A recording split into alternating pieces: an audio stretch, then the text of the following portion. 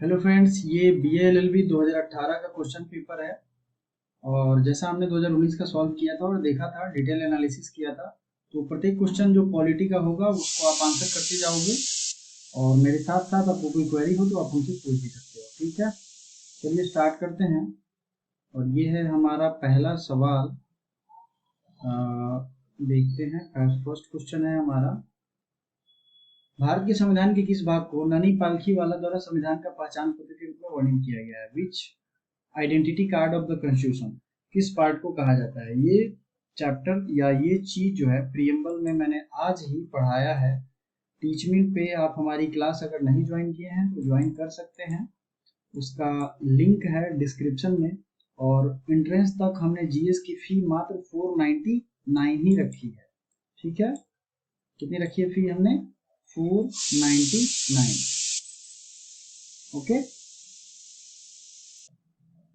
ठीक है। तो ये चीजें क्लियर हो गई, पहला क्वेश्चन आपने देख लिया। नेक्स्ट देखते हैं, अगला क्वेश्चन है which of the part of the constitution of India provision of promotion of international peace and security. यार हिंदी और इंग्लिश में मैं कुछ ज्यादा फर्क नहीं समझता, तो आप लोग जो आपका हिंदी होगा आप नीचे पढ़ लेना। ये directive principle of state policy, ये भी मैंने पढ़ाया है काफी अच्छे से। और आपको बताना है 49, 50 और 51 में तीनों में से कौन सा आर्टिकल होगा। राइट आंसर होगा 3। पूरा सॉल्यूशन मैंने पॉलिटी की प्लेलिस्ट में दिया है, आपने देखा होगा तो अच्छा है। अगला क्वेश्चन है, भाषा के आधार पर नए राज्यों के गठन के लिए कौन सी कमेटी बनाई गई थी? तो ये 3 का 1 नंबर, ठीक है। अगला क्वेश्चन है, पर्सन ऑफ इंडियन ओरिजिन का कॉन्सेप्ट पहली बार कब आया था? तो ये सन 2002 में आया था और पहली बार इशू भी किया गया था सन 2002 में, ठीक है। ये क्वेश्चन इंपॉर्टेंट है, याद रखना चाहिए, सिटीजनशिप में है। Fundamental duties were incorporated in constitution of India on recommendation of fundamental duty. बताइए, मैंने पढ़ाया है ना फंडामेंटल ड्यूटी। पॉलिटी की प्लेलिस्ट कितने लोगों ने विजिट की है मेरी? सब कुछ मैंने पढ़ा दिया यार, भरोसा करो।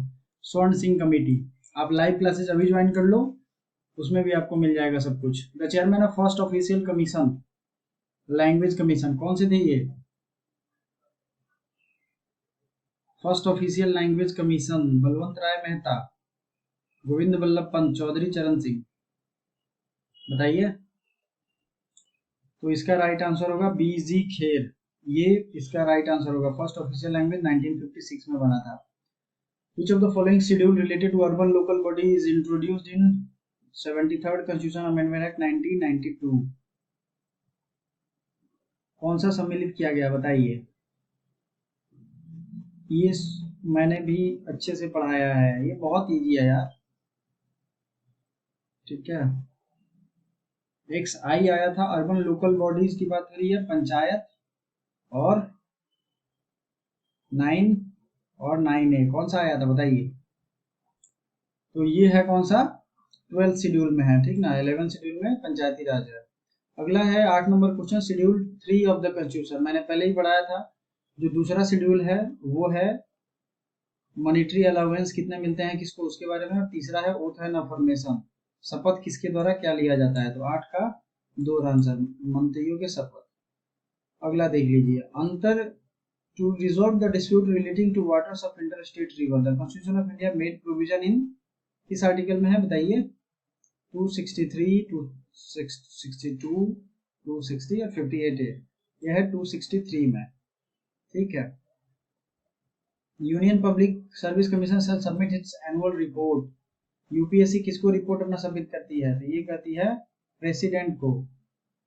अगला देखते हैं, इंटरनेशनल क्रिमिनल कोर्ट, ये कहाँ है? द हेग है, द हेग, हेग में है इंटरनेशनल क्रिमिनल कोर्ट। 11 का 2, among the following has been elected twice as जज of international court of justice. बताइए, ये इंडियन है इसलिए आपको ये याद रखना है। Dalveer Bhandari, PN Bhagwati, BN Rao and RS Pathak. तो ये है justice Dalveer Bhandari. National biodiversity authority is in Mumbai, Bhopal, Chennai या देहरादून। ये राइट आंसर होगा इसका चेन्नई। अब ये देखिए, अब ये सब जो है ये पॉलिटी के क्वेश्चन नहीं है, ये सब लॉ के क्वेश्चन है। सॉल्यूशन मैंने पूरा कराया हुआ है, पॉलिटी के प्लेलिस्ट में आप जाएंगे ना। LLB 3 ईयर का ये क्वेश्चन है, तो LLB BA सॉरी LLB का तो अलग मैंने 5 साल का सॉल्यूशन कराया। 2018 का क्वेश्चन पेपर आपको सामने ही मिल जाएगा, तो प्लीज उसको देखिए। अगला क्वेश्चन है, the constitution of India came into force on 26 January, 15 August, November.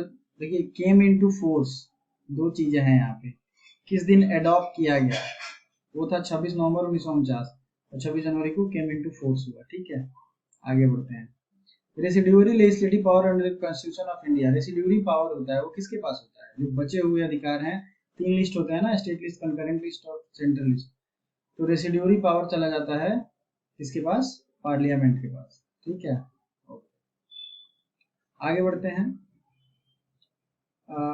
Following age group children entitled to free and compulsory education. तो ये 6 से 14 साल के बच्चों के लिए प्रोविजन किया गया है राइट टू एजुकेशन एक्ट के तहत। अगला क्वेश्चन देख लेते हैं पॉलिटिक्स। अगला क्वेश्चन है 24 number, who of the following administers oath of office of president to president of India. Bharat के राष्ट्रपति को पद की शपथ कौन दिलाता है, याद करिए, भारत के मुख्य न्यायाधीश। आगे बढ़ते हैं, बहुत इंपॉर्टेंट क्वेश्चन है। The parliamentary system of administration is borrowed India from which of the following country. Parliamentary system हमने इंग्लैंड से लिया है, इसकी भी वीडियो ये भी हमने अच्छे से पढ़ाया है। मेरे कहने का ये मतलब है कि जितने भी चैप्टर्स आपके एंट्रेंस के लिए जरूरी है ना, वो मैंने अपने पहले ही पढ़ा दिए। ठीक है, जो बचे हुए चैप्टर हैं और अलोंग विथ रिवीजन मैं टीचमेंट में फिर से पढ़ा रहा हूँ, बार बार मैं ये नहीं बोलूंगा। Who of the following coined the term Harijan. तो ये आपको पता है, एमके गांधी, ये हिस्ट्री का क्वेश्चन है। Untouchability is abolished and it's practice. Untouchability किस आर्टिकल में है, बता दो यार, ये तो पता होगा सबको। 17 में है। ठीक है, 18 में टाइटल्स के बारे में। Quorum of requirement in Rajya Sabha. Rajya Sabha की सीट की संख्या है 250, तो इसका बटा कितना करना है, 1/10, तो ये हो जाएगा 25। ये राइट आंसर होगा। एक article 227 of Indian constitution deals with. 227 बहुत अच्छा सवाल है ये। आर्टिकल 227 किससे रिलेटेड है बता दो। चलो, ये चूंकि आप लोग लॉ के स्टूडेंट हो तो ये मैं आपके लिए छोड़ता हूँ, इसका कमेंट बॉक्स में आंसर देना, इधर उधर नहीं। चलो आप देखते हैं, हेडक्वार्टर ऑफ आईएलओ। आईएलओ मतलब इंटरनेशनल लेबर ऑर्गेनाइजेशन, इसका है जिनेवा। 1918 में स्थापना हुई थी इसकी। डेली करंट अफेयर्स अगर आप लोग नहीं देख रहे हो ना तो डेली देखो, क्योंकि उसमें मैं जीके जीएस, इस टाइप का जीके जीएस डेली रिवीजन कराता हूँ। 200 से 300 जीके जीएस, आपको काफी फायदा होगा। Members of the Rajya Sabha are elected by.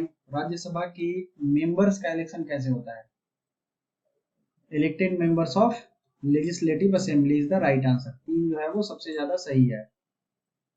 चलिए आगे बढ़ते हैं। What is the minimum permissible age for employment in any factory.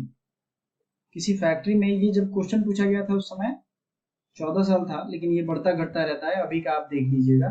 Under which article of Indian cultural and educational rights. Cultural and educational rights किसमें है, 29 एंड 30 ना, 29 and 30 याद रखना ये वाला। प्रेसिडेंट में appoint all of the following except. Governor को appoint करते हैं, हाईकोर्ट जज को भी करते हैं, राज्यसभा के चेयरमैन को नहीं करते हैं। प्राइम मिनिस्टर को भी अपॉइंट करते हैं, जो बहुमत में होते हैं वही को वो अपॉइंट करेंगे, सिंपल सी बात है। तो ये राज्यसभा चेयरमैन को वो अपॉइंटमेंट नहीं देते हैं, ठीक ना, इनका चुनाव होता है। How many members of Rajya Sabha are nominated by president of India. Rajya Sabha में कितने लोग चुने जाते हैं भाई, 12 लोग। और न्यूज़ेंस, ये फिर लॉ के क्वेश्चन आ। अगला क्वेश्चन है, 9th schedule of the Indian constitution was added by. 9th schedule first amendment में ही आया था, एंटी जमींदारी एक्ट आया था, ये याद रखिए। ठीक है, तो असर्शन रीजन अब आएगा आपके पास। Contingency fund of India is placed at the disposal of the president. The president is the executive head of the state, ये तो सही है, आर सही है। और contingency fund is placed at the, दोनों सही है, लेकिन दोनों में से किसी कोई रिश्ता नहीं ना है, तो ये 2 होगा सही। ठीक है, हिंदी में भी है यार, ऐसा नहीं है कि हिंदी वालों परेशान रहो, देख लो आप। अगला है, in India judiciary is independent of the executive. Judiciary favours the government and helps in the implementation of its plan. तो ये तो गलत स्टेटमेंट है। जुडिशरी इज इंडिपेंडेंट है एग्जीक्यूटिव से, ये सही है, तो ये सही है, आर गलत है, तो कौन सा हो जाएगा बता दो, 3 हो जाएगा। नेक्स्ट, हिंदी में भी है सेम चीज। The council of minister is collectively responsible to the lower house. Lower house, upper house समझते हो, अपर हाउस हुआ राज्यसभा, अपर होता है, और लोअर होता है Lok Sabha. Council of minister collectively इसी में होते हैं। Most of the ministers are from lower house, ये भी एक सत्य बात है, मोस्ट ऑफ द ये होते ही हैं। तो इसमें जो है ए मान लो आप, इसका सही आंसर होगा 46 का। The Indian constitution provides for single citizenship, ये भी ठीक है। और यूनिटरी इन नेचर नहीं है, कॉन्स्टिट्यूशन हमारा फेडरल इन नेचर है, तो ए सही है, आर गलत है। कौन सा हो जाएगा? 3, 3 होगा, 3 ध्यान से। An accused person cannot be compelled to give his क्या है, thumb impression. An accused person cannot be compelled to a witness against himself. ये दोनों है। चूंकि ये थोड़ा सा लॉजिकली क्वेश्चन है, इसलिए ये क्वेश्चन का आंसर भी आप लोगों को कमेंट करके बताना है। मैं हिंदी में देता हूँ क्योंकि ये फंडामेंटल राइट्स का क्वेश्चन है, याद करो। मैंने इसको क्वेश्चन का आंसर बताया हुआ है already. Crime is punishable by because it is prohibited by law. Crime is revolting to the moral sense of society. ये लॉ का क्वेश्चन है, तो इसको हम लोग अभी छोड़ते हैं क्योंकि वहां मैंने सॉल्यूशन कराया हुआ है। क्वेश्चन अब खत्म ही है पॉलिटी के, बट ये है कि which of the following presides over joint sitting of the two houses? Joint sitting पे स्पीकर ऑफ लोकसभा बैठता है, ठीक ना, ये ध्यान रखना है आपको। अगला है which of the following is not a fundamental right? तो राइट टू प्रॉपर्टी या फंडामेंटल राइट नहीं रहा, और आपने 2019 के भी ये क्वेश्चन देखा होगा, उसमें भी ये क्वेश्चन पूछा गया है। फंडामेंटल राइट बहुत जरूरी है। Fundamental duties were inserted by the constitution by, कौन सा है बता दो, ये तो बहुत इजी है यार, 44 या 42। चलो इसका लाइव कमेंट करके हमें बता दो। राइट आंसर मैं पिन कर दूंगा कमेंट बॉक्स में, ध्यान से अपना रखना, ठीक है, इन्हीं दोनों में से है। चलो यही राइट आंसर है, मैंने बता दिया। Right to education was inserted in part 3 of the constitution, तो ये कौन सा था? Right to education 89 amendment act और 86 अमेंडमेंट एक्ट, दोनों में से कौन सा सही होगा? What is the meaning of lex loci? ये अब पॉलिटी के क्वेश्चन सारे खत्म हो गए। In which of the part of the concept of welfare state? Welfare state का कॉन्सेप्ट है डायरेक्टिव प्रिंसिपल में, ठीक है। अगला देख लेते हैं, who summons the meeting of parliament? सम्मन कौन देता है पहले मीटिंग का? तो ये प्रेसिडेंट देता है, ठीक है ना, तो 77 का 3 हो जाएगा। In which high court in India had the first women chief justice?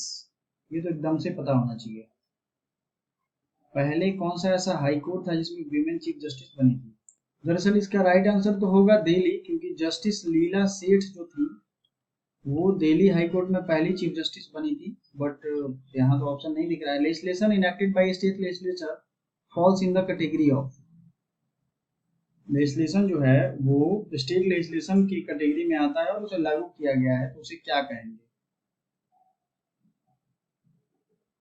Supreme या ऑटोनोमस या सबऑर्डिनेट? ये सुप्रीम लेजिस्लेशन होता है ना। ठीक है, अब क्वेश्चन सारे खत्म हो गए हैं, चलते हैं। आपको कमेंट करके जरूर बताना है कि अगला वीडियो हम कब लेके आए 2017 का। Thank you so much for watching. LLB 3 year की प्लेलिस्ट और BLLB की जरूर ज्वाइन करिए, देखिए, एनालिसिस करिए। Thank you so much.